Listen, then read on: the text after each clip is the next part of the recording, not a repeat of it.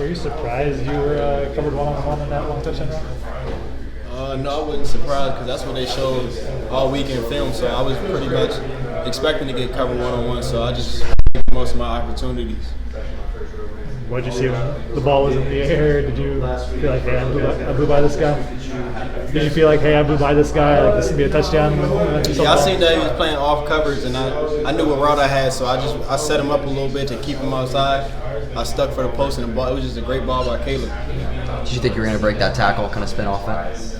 That's what we've been preaching all week was don't let the first man tackle you. So I had that in the back of my mind as I caught that ball, so I had to make sure I got in the end zone this time. When you thought maybe what was possible for you in this offense coming here, how does that match what you've done through 2 games? Can you ask that again? When you thought about what might be possible for you in this offense and playing at USC, how does that match what you've actually done through 2 games?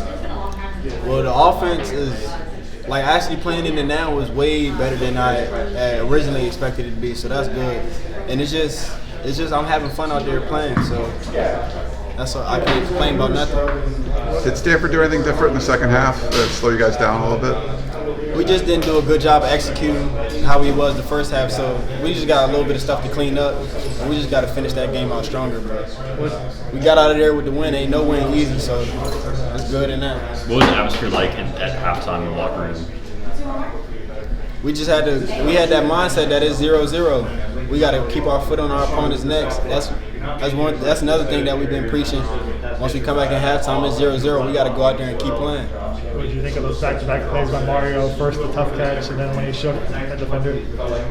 That's what he been doing all week in practice and fall camp. So he just made the most of his opportunities when he got that ball. He just showed y'all what he can do with the ball in his hands.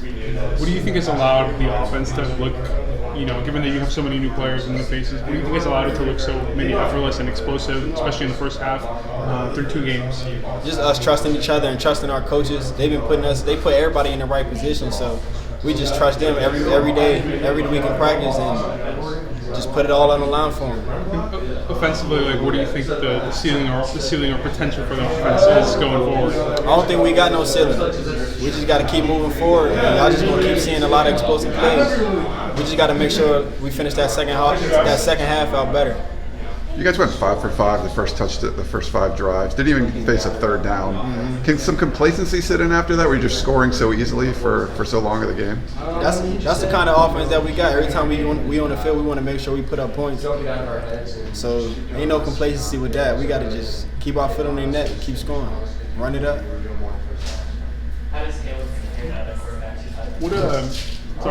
One more. What has allowed the chemistry between you and Caleb to be where it's at so early on? You said the chemistry? Yeah, the chemistry, just the fact that, that long pass and just the chemistry you guys have built over 2 games. We both just want to be out there playing. Like we all, this group of guys just have fun and they actually want to be out there.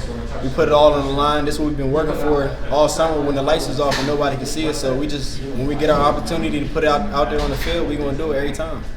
Was the offense getting any juice when the defense is forcing turnovers like that? Of course. Once we force turnovers, we just make sure we got to put it in for them. Because they gave us the ball back, which we want them to do. So when they give us that rock back, we got to make sure we score for them. Whenever USC does, what they did today and just, score some points, beat Stanford, Twitter, Instagram is going to go off. Are you going to be checking that tonight and paying attention to that, or are you just going to be focused on the next game? I ain't going to pay attention to the social media. I'm going to make sure I live it up with my teammates. We put in this hard work, so we going to enjoy it tonight. Nice. We'll enjoy the night. Thanks for Thank you.